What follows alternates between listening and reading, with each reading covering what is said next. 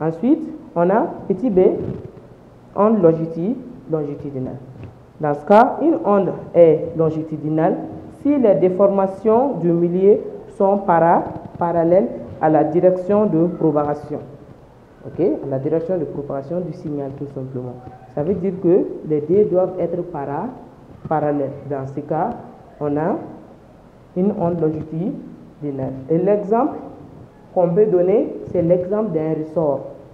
Si on prend un ressort avec une longueur L, maintenant, compression à la main. Ça veut dire si on comprime le ressort, dans ce cas, vous allez voir que le brûlement, la déformation s'est fait dans ce sens. Et la propagation de l'onde aussi s'est fait dans le même sens. Les deux sont parallèles. Comme vous voyez ici, on a comprimé.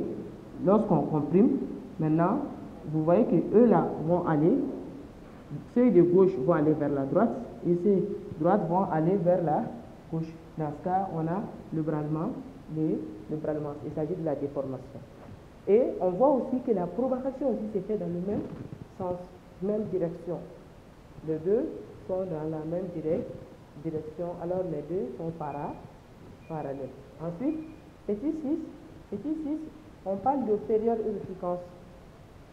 Voilà, c'est des notions qui sont très importantes aussi en vibration, parce qu'on a dit que le signal qui se propage, c'est un signal périodique, comme je vous l'avais dit plus tôt, et c'est la période T. La période est représentée par grand T.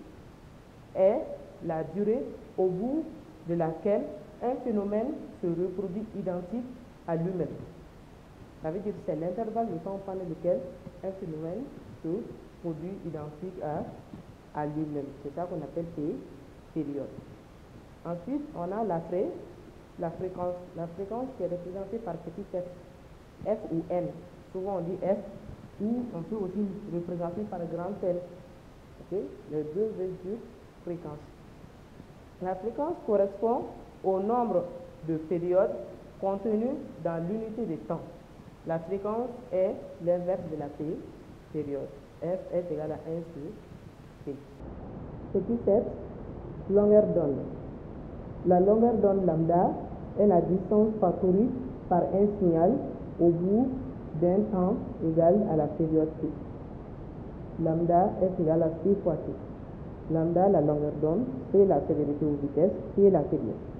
Lambda s'exprime en mètres, C en mètres par seconde, T en seconde. D'autre part, T est égal à 1 sur F, sachant que la période est l'inverse de la fréquence, ou la fréquence est l'inverse de la période. Dans ce cas, lambda serait égal à C sur F.